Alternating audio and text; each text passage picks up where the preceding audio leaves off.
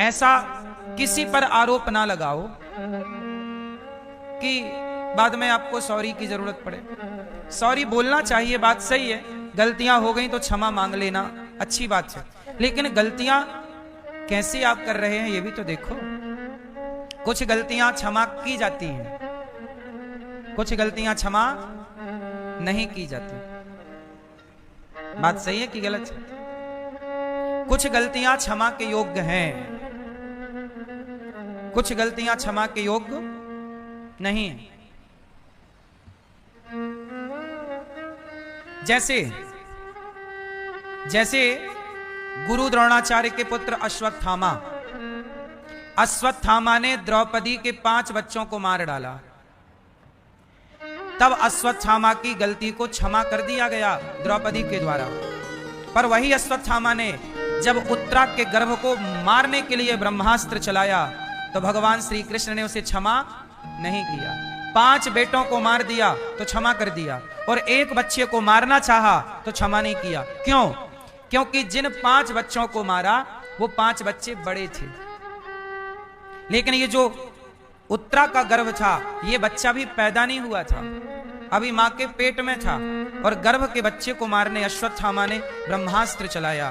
तब भगवान ने कहा, अश्वत्थामा तुमने पहले गलती की 5 बच्चों को मारने की, वो क्षमा कर दी, लेकिन ये बच्चा तो पैदा नहीं हुआ और तुम गर्भ को नष्ट करना चाह रहे हो। अब तुम्हारी गलती क्षमा करने के योग्य नहीं। फिर क्या हुआ? अश्वत्थामा के सिर की मणि निकालकर अपमान करके निकाला, और भगवान कृष्ण बोले, जा मैं तुझे दंड देता हूं कि तू अमर हो जा। सवाल खड़ा हुआ, महाराज ये दंड है कि वरदान? आपने अमर बना दिया, सब लोग अमर होना चाहते हैं। बोले नहीं, ये अमर होगा, इसे भूख लगेगी पर खा ना पाएगा, प्यास लगेगी पर पानी पी ना पाएगा, ऐसे अमर रहेगा। अब सोचो ऐसी अमरता क्या करेगी कि जहां पानी ना पी सके, पेट भर खा ना सके, जहां घाव है तो है, भर नहीं सकते घाव। आज भी अश्वत्थामा के सिर में वो घाव है, जहां मणि निकाली तो आज भी घाव है। युग बीत गए पर घाव नहीं भरा। ऐसी अमरता तो रोज की मृत्यु है ना।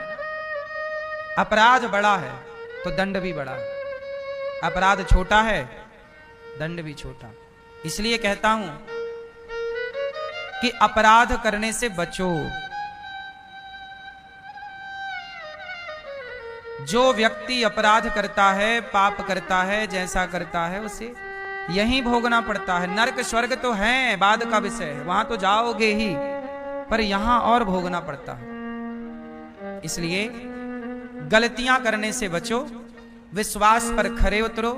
माता सीता अपनी लीला पूरी करके परम धाम को चली गई। कुछ लोग आरोप लगाते हैं कि राम दोषी हैं। चलो बताओ, सीता माता के वनवास में दोषी कौन है? सीता माता के वनवास में कौन दोषी है? पीले भैया बताओ, पीला कुर्ता। सीता मैया के वनवास जाने में कौन दोषी है? किसके कारण सीता मैया वनवास गई? जिम्मेदार कौन? जोर से कौन? कौन जिम्मेदार है मैया? कौन? ओ मेरी मां, माता सीता के वनवास जाने में जिम्मेदार कौन? कौन पीछे वाली मैया? कौन? कुछ लोग कहते हैं राम ने अपनी पत्नी को वनवास भेज दिया। कैसे राम थे? कुछ लोग कहते हैं आप लोग राम को बड़ा महान कहते हैं, राम ने तो अपनी गर्भवती पत्नी को वनवास भेज दिया, तो राम कैसे बड़े? कोई अपनी पत्नी को वनवास भेज दे, गर्भवती नारी को, यह सही है कि गलत है? गलत है। तो क्या राम गलत है? नहीं। तो कौन गलत है? बोलो। चलो, समाज ने कहा कि आपकी पत्नी गलत है, तो क्या समाज के कहने से राम को स्वीकार कर लेना चाहिए? भाई राम भी तो कहते, भाई तुम गलत कह रहे हो, ये मेरी पत्नी है, मुझे अग्नि परीक्षा देके कह चुकी है कि मैं साफ हूं, शुद्ध हूं, पवित्र हूं। भाई पति भी तो पत्नी का पक्ष लेगा ना। तो राम ने समाज की बात तो सुनी, सीता मां की बात क्यों नहीं सुनी? बताओ। फास्ट चश्मा वाली मैया पीछे, मैया राम को, चलो प्रजा गलत है तो राम को तो एक बार बोलना चाहिए ना कि मेरी सीता परीक्षा दे चुकी, और सीता माँ वैसे भी अग्नि परीक्षा दे चुकी थी लंका से आने के बाद। ये बात बताई गई पर प्रजा ने ये बात मानी नहीं। प्रजा बोली कोई हमने थोड़ी देखा है अग्नि परीक्षा देते हुए। अब बताओ कि राम ने उस समय सीता मां का पक्ष क्यों नहीं लिया, प्रजा का पक्ष क्यों लिया?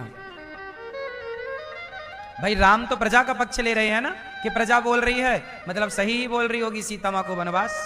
तो बताओ राम ने सीता मां का पक्ष क्यों नहीं लिया? उत्तर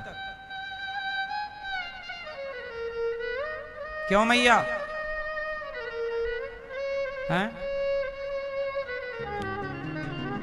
सुनो, राम ने सीता मां का पक्ष इसलिए नहीं लिया। अब देखो इस कारण को बहुत ध्यान से सुनना, क्योंकि यही कारण है। यदि आपकी समझ में आ गया तो ये पूरी कहानी सॉल्व हो जाएगी, और इतना समझ में नहीं आया तो उलझी रहेगी कहानी सारी जिंदगी। सुनो, राम ने प्रजा का पक्ष लिया, सीता मां का पक्ष नहीं लिया। कारण क्या?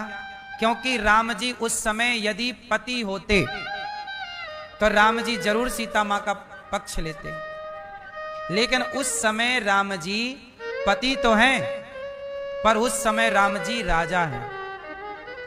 और राजा, बताओ आप लोग कैसा राजा चाहते हो, जो परिवार की बात सुने या प्रजा की बात सुने? जब आप राजा ऐसा चाहते हैं कि प्रजा की बात सुने, तो राम ने भी तो प्रजा की बात सुनी। क्योंकि राम यदि परिवार की बात सुनते, सीता मां को वनवास ना भेजते, तो लोग क्या बोलते कि राम जी को तो प्रजा से मतलब ही नहीं है।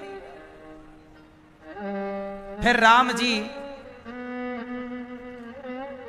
समाज को ये मैसेज कैसे देते कि प्रजा के लिए परिवार का त्याग करना पड़े?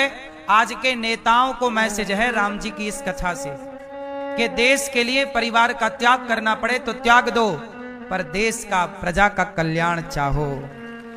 आज हमारे देश के नेता कैसे हैं? कुछ नेता जो अपने परिवार का पेट भरने में लगे हैं, जिन्हें प्रजा से कोई मतलब नहीं है, जिन्हें क्षेत्र के विकास से कोई मतलब नहीं, केवल अपने परिवार का पेट भरने में लगे हैं, परिवार के लिए कमा रहे हैं।